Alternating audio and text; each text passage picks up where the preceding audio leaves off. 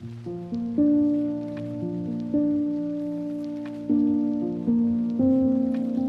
वालेकुम व्यूअर्स, कैसे हैं आप? उम्मीद करती हूँ खैरियत से होंगे। स्टडी विद बीआरडी में आप सबको खुश आमदीद।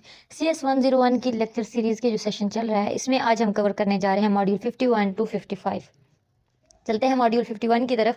हमने पिछले लेक्चर में जो है वो बेसिक ऑपरेटिंग सिस्टम्स पढ़े कि किस कौन कौन से होते हैं, वो किस किस तरीके से काम करते हैं, किस ऑपरेटिंग सिस्टम का क्या काम है, किस ऑपरेटिंग सिस्टम ने क्या चीज़ संभालनी होती है। ये सारी चीज़ें हमने पढ़ ली। लेकिन वो कहते हैं कि हमने ये तो पढ़ ली कि उसका इंफ्रास्ट्रक्चर क्या होता है, क्या क्या चीज़ें उसमें सॉफ्टवेयर के अंदर यूनिट क्या क्या होता है, लेकिन हमने ये नहीं पढ़ा कि सिस्टम स्टार्ट कैसे होता है, किस तरीके से जब हम एक कंप्यूटर ऑन करते हैं उसके अंदर क्या सिस्टम होता है, किस तरीके से वो कंप्यूटर ऑन होता है और वो एक सॉफ्टवेयर जो है वो ऑपरेट करना शुरू करता है। ठीक है, तो आज के हम लेक्चर में प्रोसेस पढ़ेंगे बूटिंग का। ये तो जो एक सिस्टम है ना कंप्यूटर के ऑन होने का, कि जो एक ऑपरेटिंग सिस्टम है वो गेट स्टार्टेड, इसको कहते हैं बूट स्ट्रैपिंग या इसको बूटिंग भी कहते हैं। कि जब भी हम एक कंप्यूटर को ऑन करते हैं तो उसके अंदर बूटिंग होती है। अब इस प्रोसीजर में क्या होता है कि कंप्यूटर में हमने बिल्कुल शुरू में पढ़ा था, जो उसकी मेन मेमोरी होती है वो वॉलेटाइल होती है। ठीक है, यानी उसके अंदर सिस्टम स्टोर नहीं हो सकता। जब तक आपने कंप्यूटर ऑन किया हो उसके अंदर आप जो भी कर रहे हो, लेकिन जब भी आप कंप्यूटर ऑफ करोगे उसके अंदर का सारा डाटा जो है वो लॉस्ट हो जाता है, क्योंकि मेन मेमोरी में कुछ भी स्टोर नहीं हो सकता। ठीक है, जब तक वो ऑन है उसमें आप जो भी कर रहे हो, जितना भी आपने उसमें काम किया, लेकिन उसमें सेव नहीं हो सकती चीज़ें। ठीक है, सेव करने के लिए आपको मैस स्टोरेज की ज़रूरत पड़ती है, यानी कि आपकी सेकेंडरी स्टोरेज होती है। सेकेंडरी स्टोरेज में कुछ सिस्टम्स वो होते हैं जो आपके कंप्यूटर के अंदर मौजूद होते हैं, जैसे मैग्नेटिक डिस्क्स होती हैं, और कुछ हमने दूसरी पढ़ी थी जैसे CD DVDs वगैरह, कि वो दूसरी जो है वो मतलब दूसरी स्टोरेज होती हैं, जैसे USB वगैरह हो गया। ठीक है, ये चीज़ें हमने पढ़ी थी। तो अब हम ये कह रहे हैं कि हमने ये कहा कि मेन मेमोरी में तो कुछ भी स्टोर नहीं होता। ठीक है, जैसे ही कंप्यूटर बंद हुआ तो अब मुझे ये बताएं कि वो कंप्यूटर की विंडो, वो जो ऑपरेटिंग सिस्टम उसके अंदर वो जो एप्लीकेशन सॉफ्टवेयर हैं, जो सिस्टम सॉफ्टवेयर, तो वो कहाँ जाता है और किस तरह फिर हम जो है वो दोबारा जब कंप्यूटर ऑन करते हैं तो हर चीज़ उसमें होती है और वो ऑन हो जाती है। तो ये सारा सिस्टम हम पढ़ेंगे। तो इसमें हमें समझने के लिए हमें ये समझना, इस पूरे बूटिंग स्टेप्स प्रोसेस को समझने के लिए ज़रूरी है कि हम स्टार्ट करेंगे अपनी मशीन को CPU से। ठीक है, अब CPU को इस तरीके से डिज़ाइन किया गया है कि उसका जो प्रोग्राम काउंटर होता है, उसके प्रोग्राम काउंटर पे एक एड्रेस मौजूद होता है, नेक्स्ट जो भी चीज़ होनी होती है। ऐसा ही है, प्रोग्राम काउंटर पे एड्रेस मौजूद होता है ना। तो जैसे ही हम कंप्यूटर ऑन करते हैं तो उसका CPU जो होता है वो काम करना शुरू कर देता है। तो वो CPU जो है जब काम करना शुरू करता है तो वो क्या करते हैं कि जैसे कि हमें पता है कि हमारी जो वोलेटाइल मेमोरी है कंप्यूटर की, उसमें से सब कुछ रेज़ हो चुका है। तो इस चीज़ को ख़त्म करने के लिए क्या किया गया कि CPU के अंदर ही एक जो है वो एक रोम, एक तो होती है ना रैम, हमारी रैम होती है हमारी रैंडम एक्सेस मेमोरी, जो वॉलेटाइल है। तो एक रोम मेमोरी जो है, रोम, उसको इंस्टॉल किया गया है, जिसके अंदर से डाटा जो होता है वो लॉस्ट नहीं होता। ये इसलिए इंस्टॉल की गई है ताकि आपको जब ये सिस्टम आपके पास आए, कि आपको जो है दोबारा अपने जब ऑन करना है कंप्यूटर, तो आप उसके सारा ऑपरेटिंग सिस्टम उसके अंदर ऑन हो सके। तो वो आपका सिस्टम किस में होता है, रोम में होता है। तो जैसे ही आप कंप्यूटर ऑन करते हो, रोम में वो चीज़ मौजूद है। ठीक है, तो वो लोड होगी आपके प्रोग्राम काउंटर में, और प्रोग्राम काउंटर से वो आपकी मेन मेमोरी में लोड जाती है, जो कि खाली थी, मेन मेमोरी में लोड होगी, और उसके बाद आप जब कंप्यूटर ऑन करते हो, यानी इतनी स्पीड से ये सारा सिस्टम होता है कि हमें फील नहीं होता।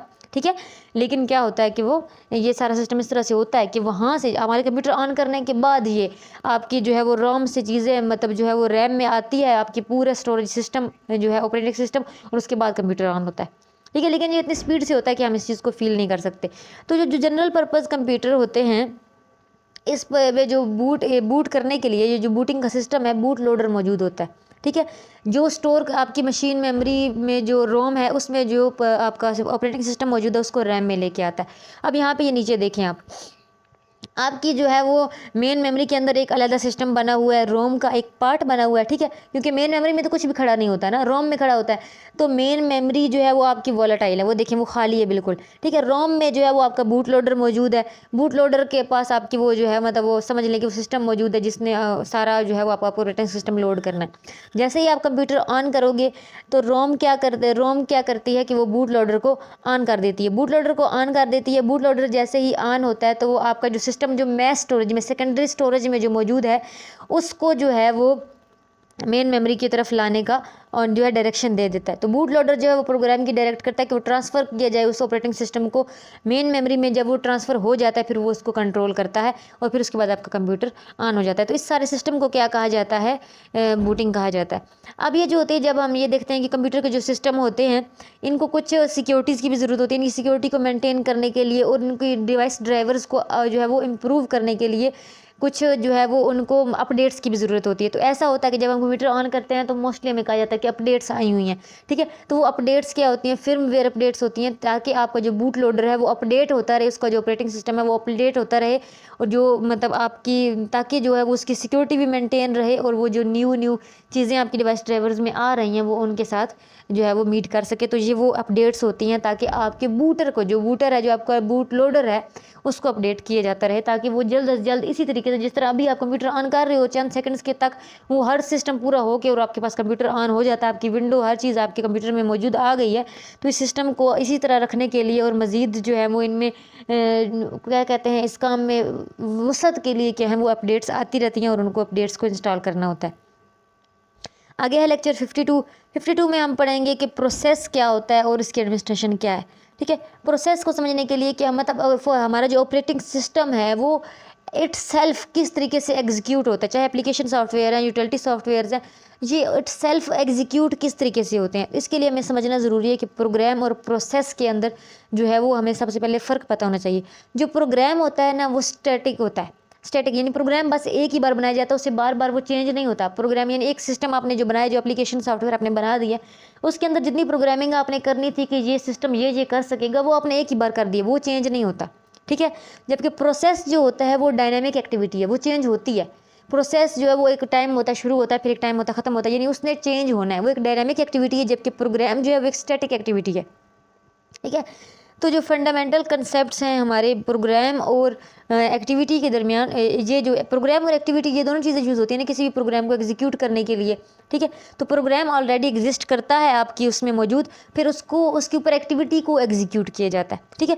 तो प्रोसेस क्या है कि एक्टिविटी को एग्जीक्यूट करना एक प्रोग्राम के ऊपर, एक अंडर कंट्रोल, एक ऑपरेटिंग सिस्टम के कंट्रोल के अंदर जब हम एक एक्टिविटी को एग्जीक्यूट करते हैं एक प्रोग्राम पे, तो उसे क्या कहा जाता है, प्रोसेस कहा जाता है।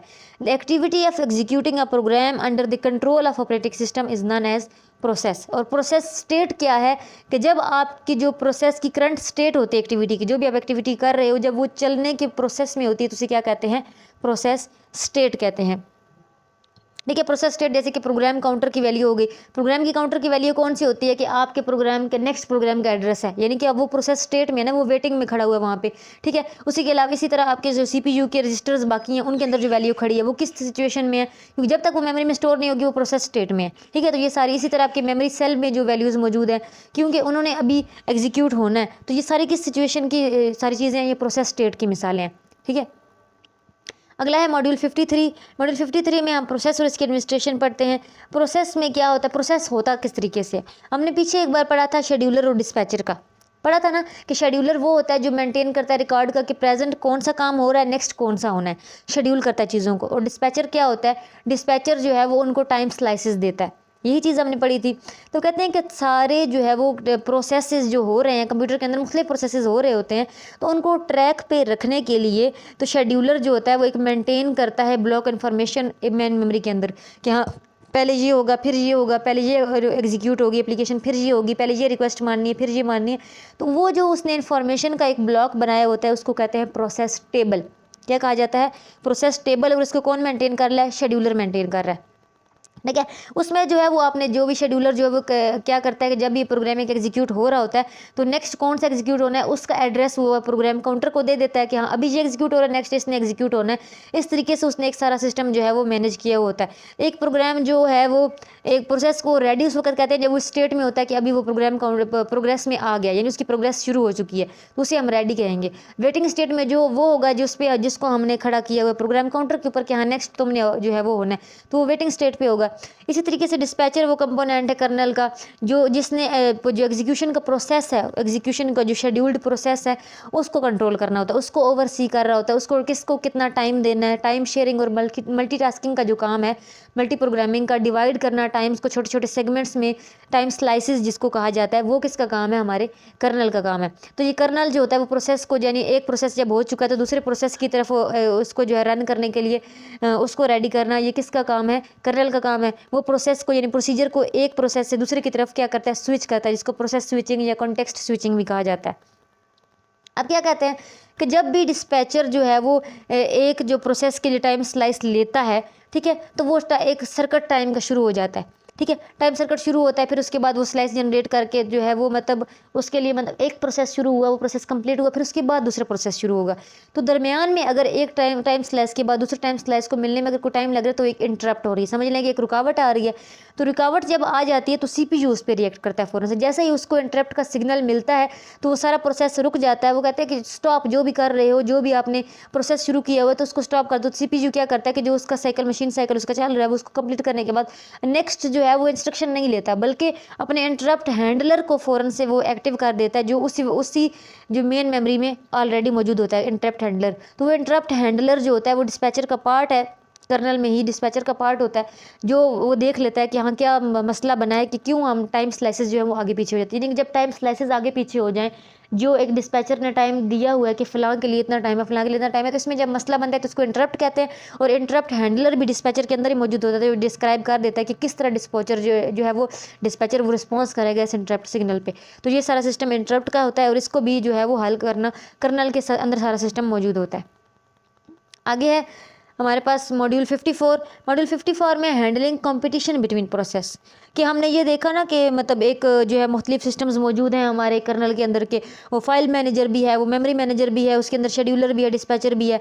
फाइल मैनेजर का क्या काम है, फाइल्स को एलोकेट करना, कि आपने फाइल्स को किस तरह एक्सेस कर सकते हैं। वो फोल्डर्स बना कर रखेगा, फोल्डर के अंदर आपकी फाइल्स आप इजीली एक्सेस कर सकते हैं। आपको कोई वहाँ पे कोई दड़बा सा नहीं बना, कोई पेटी नहीं बनी जिसमें अंदर ढूंढना है, नहीं, बाकायदा उसने फाइल्स के फोल्डर्स की आपको अपॉर्चुनिटी दी हुई है कि आप वहाँ पर चीज़ें रख सकते हो। आपने डॉक्यूमेंट्स में रखे हुए हैं, आपको वहाँ से मिल जाएंगी। अपने फिलहाल मेमोरी का नाम रखो, जो भी आपने उसका नाम रखा होगा वहाँ से आपको चीज़ें मिल जाएंगी। इस तरह मेमोरी मैनेज करना, मेमोरी की स्पेस मैनेज करना भी उसका मेमोरी मैनेजर का काम है।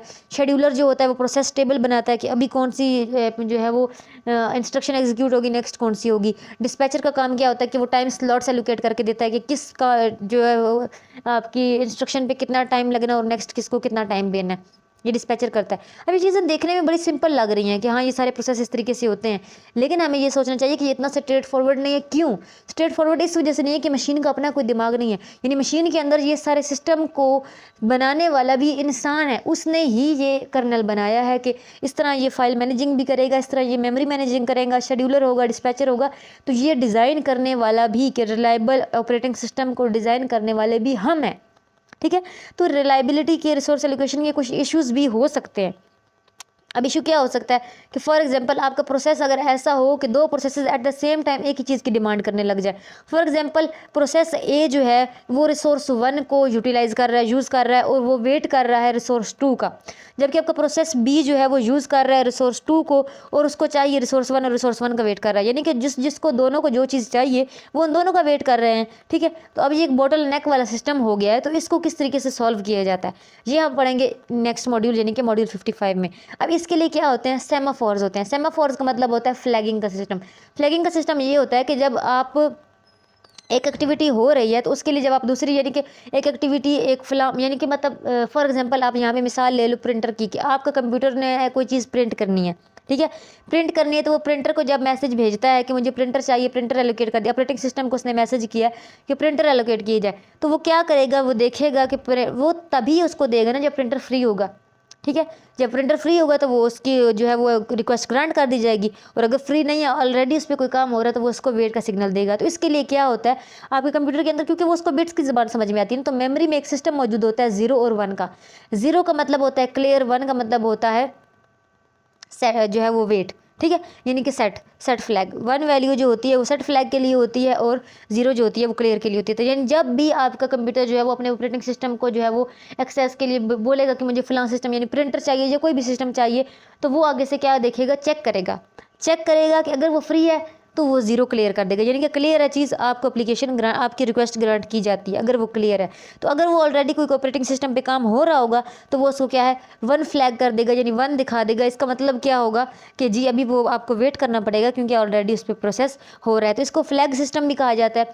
फ्लैग सिस्टम को जो है मतलब इसको सेमाफोर्स भी कहा जाता है। और सेमाफोर्स में ये होता है कि मतलब ये सिस्टम बिल्कुल वो ट्रेन वाला सिस्टम है कि जैसे एक ट्रेन आ रही है तो दूसरी ट्रेन को वेट करना होता है ना कि उसको गुजरने के लिए वो अलग से ट्रैक्स बने होते हैं, हर एक का अलग अलग ट्रैक बना हुआ है। एक इधर से आ रही है, एक इधर से जा रही है, तो वो इकट्ठी नहीं हो जाएंगी बल्कि उनके अपने अपने ट्रैक्स हैं, ठीक है। तो वो जो प्रोसेस हो रहा है उसका अलग रास्ता है, जो वेट पे खड़ी है उसका अलग रास्ता है, ठीक है।